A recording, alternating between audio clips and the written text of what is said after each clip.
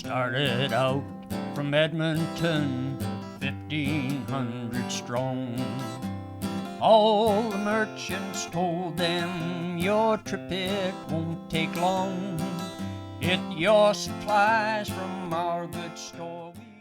There is an ancient trail passing through central Alberta. In 1897, this path became part of the Klondike Gold Rush legend. However, the history of the trail began long before the gold rush.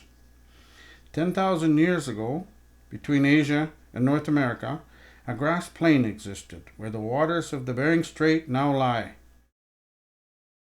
Natives and wildlife, including the Ice Age caribou and the mammoth, migrated eastward across this plain. Their route is called the Great Migration Trail. It stretched from Northeast Asia through what are now Alaska, Canada, and the United States. Fur trading voyageurs eventually used the trail.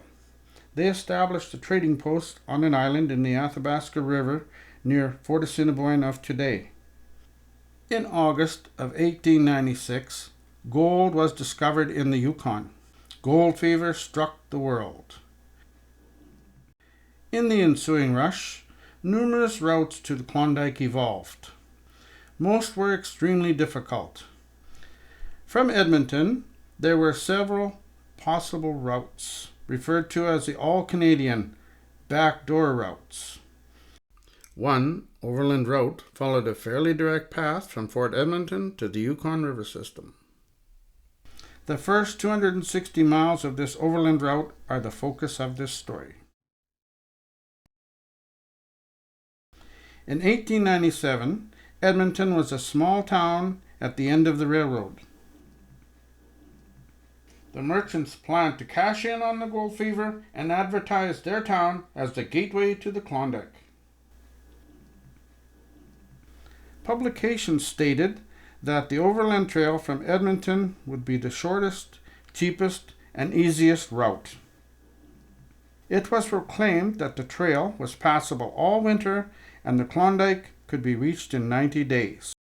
A survey was commissioned by the government of the Northwest Territories, which at that time included Alberta.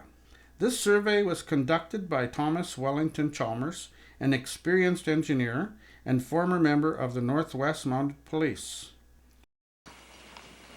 In September of 1897, Chalmers set out to mark the trail from Edmonton to the settlement now known as Garrard at the west end of Lesser Slave Lake. Edmonton merchants did not wait for the survey to be completed, and they continued to promote the route. Chalmers returned to Edmonton in November, reporting that the trail was nearly impassable in the Swan Hills and extremely rough elsewhere. He immediately sent out a crew to improve the old Hudson Bay Trail to Fort Assiniboine. By spring of 1898, ferries were in operation at the crossing of the Pembina River, Athabasca River, and Narrows at the Lesser Slave Lake settlement. Finally, by July of 1898, the trail from Edmonton to present-day Garrard was completed. But the gold rush through Edmonton was almost over. Due to a worldwide depression, many Klondikers were very poor. They saw a chance to get rich and rebuild their lives. Klondikers leaving Edmonton were told that supplies would not be available en route to the Yukon. They were encouraged to buy provisions for a round trip to the goldfields. This amounted to about 2,000 pounds of goods per man. Summer travel with livestock was brutal. Mosquitoes, horseflies, and blackflies attacked man and beast. It is estimated that over 2,000 horses died between Edmonton and the present-day Garrard. The Chalmers Trail through the Swan Hills was littered with dead livestock and abandoned supplies. Winter travel proved easier in some respects, but was still difficult. Most muskegs were frozen over. There were no flies or mosquitoes. However, bad weather, deep snow, and lack of feed were hardships for all. More than 750 men, a few women, and about 4,000 horses embarked on an overland route from Edmonton to the Yukon.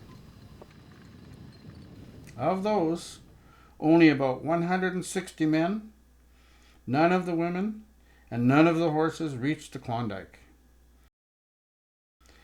The grave of 9-year-old Grace Moore is found beside the Klondike Trail in the Wildlands Park near Fort Assiniboine.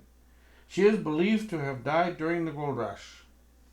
The Dead Horse Meadows are said to have come by that name after a horse died in the muskeg where the Chalmers Trail crosses the Coots River. The owners of the horse reportedly built a small cabin and spent the winter at Dead Horse Meadows. What are believed to be remains of their cabin can still be found at the meadows today. After the gold rush, forest rangers, loggers, trappers, fishermen, and oil company crews have all used parts of the trail. Roads were built over some sections of the trail, while other sections fell into disuse. The Klondike Trail between Fort Assiniboine and Garrard is largely on Crown land and has been mapped and marked. A dedication plaque is located at Dead Horse Meadows on the banks of the Coots River. Commercial activities have changed sections of the trail. However, industry is assisting with steps being taken to protect undisturbed portions of the trail. Wagon and sleigh rides, horseback riding, hiking, skiing, trail signs, school programs, and the Fort Assiniboine Museum all help to keep the spirit and history of the Klondike Trail alive. The Society maintains a website for the exchange of information with anyone interested in the Klondike Trail.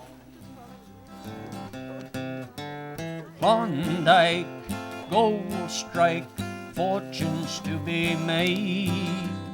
We'll be rich in a few short months, never work again. The going's good and the trail is clear, that's what the merchants say. The Klondike route from Edmonton, it's the fastest way. Well, 1,500 started out but went two different roads.